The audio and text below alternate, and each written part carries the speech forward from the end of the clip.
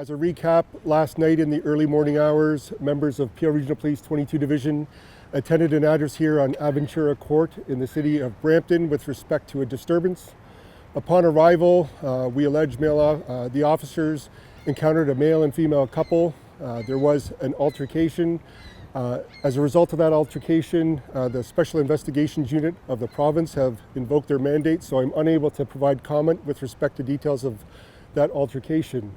However, I'd like to update the public. We do allege that the female party has been kidnapped by the male. They fled the scene in a black Honda Civic.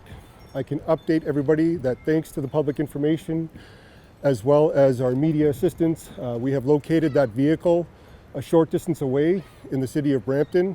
That vehicle has currently been seized. It is being processed for evidentiary purposes. The vehicle, however, was unoccupied, and the female party and male party are still outstanding at this time.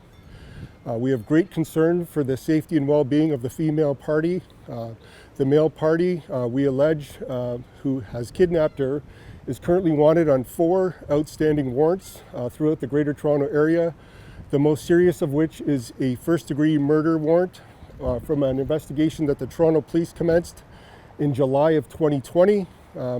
A first-degree murder arrest warrant has been issued for him, and he has been outstanding since that time. We are appealing to the public, if you do see the two parties, to contact 911 so appropriate resources can be dispatched. If you have any information about the whereabouts of the female and the male party, I please ask that you call investigators for 22 Division Criminal Investigation Bureau at 905-453-2121. The extension is 2233. And I'm able to take some questions at this time. Superintendent, was there anything in that vehicle that brings you concern that this woman may have been physically harmed, anything like blood or anything like that? Unfortunately, given the nature of the investigation with the SIU, I can't comment with respect to the contents of that vehicle. That being said, given the history of the male party, Mr. Garland, we are very concerned about her well-being and are appealing to the public to give us information. We are very concerned about her safety at this time. What can you tell me about that murder in 2020? Unfortunately, I don't know all the details of it. I do know that the Toronto Police Service have issued a warrant. There is a media release that the Toronto Police Service has put out. It's an investigation that happened in the Chester-Lee area of Toronto, which I believe is in the Scarborough area. One male party has already been arrested, and there is an outstanding first-degree murder warrant for Mr. Garland. What can you tell us that you know about the relationship between Mr. Garland and the woman who was taken? At this time, we are still investigating the nature of their relationship. However, we do believe that they were involved in a relationship with one another.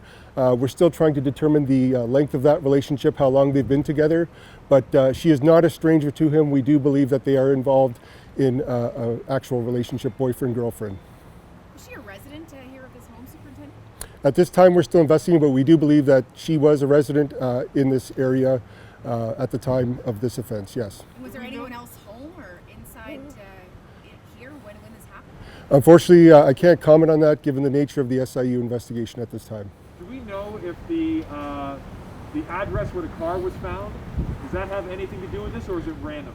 I couldn't comment at this time. I know that investigators are currently at the scene, canvassing the area, looking for any potential leads as to the whereabouts of these parties to see where they went. As I said, the car is unoccupied at this time. We'll be canvassing for video, speaking to residents in that area to see if they saw anything that might assist us in locating the male and female party. But he doesn't have like a family member, or she doesn't have a family member in that area. I only say this because we spoke to somebody came to the scene today and said that they heard a woman screaming at about midnight in that area where the car was found last night. I wonder if that's at all related. I couldn't comment at this time, but that will be something we'll look into and our investigators will follow up with. What prompted the 911 call? Do you know who made that initial call to police for help in the midst of this disturbance? The disturbance tonight in this area? Yeah. Neighbors could hear the sound of a disturbance, which led our officers to attend. And upon their arrival, we believe that it was a domestic-related situation going on between Mr. Garland and Miss Ook, the missing kidnapped female. Can you talk to the condition of the car when it was found, what it looked like? Unfortunately, I haven't seen it. I couldn't comment at this time. Can you talk just about the scope of the search right now? It's quite extensive. We are absolutely using every resource available to us. We're using our policing partners with the Ontario Provincial Police.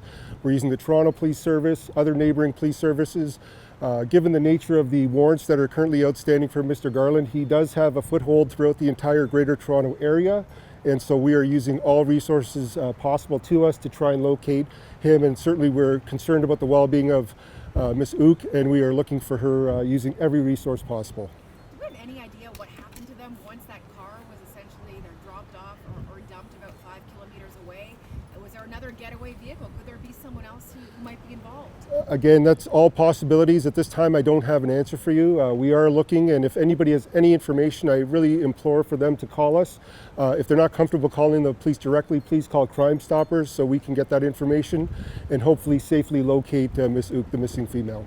You mentioned the car was found, Superintendent, thanks to a tip from the public. Can you talk to us about that? Is that someone who just observed it and it matched the description that we've been broadcasting all morning and they phoned it in? That is my understanding, that a member of the public called in this vehicle and officers attended the scene. Obviously, we had a very good description in the license plate, so we were able to locate the vehicle. Unfortunately, the vehicle is unoccupied at this time. Is this believed to be the suspect's vehicle or the victim's vehicle? We're still looking into that, but we don't believe it's not a stolen vehicle. It is associated to the parties that we're looking into right now. Is there assumption then that he got into another vehicle? Again, I couldn't say if they left on foot, if they left on transit. We don't know, but that's something that we're hoping that the public will be able to assist us with, as well as through Canvas. Do you know what the last known location of these two individuals is, Superintendent? The best I can give you is that it would be where the vehicle was located, which is over at the Van Kirk and Mayfield Road area here in Brampton. It's about a 6-minute drive from this location, and so that's the best location I can give you that we feel that they were at. Do you know if the officers have observed any video surveillance maybe from that area to paint a picture as to what happened when that vehicle finally stopped there?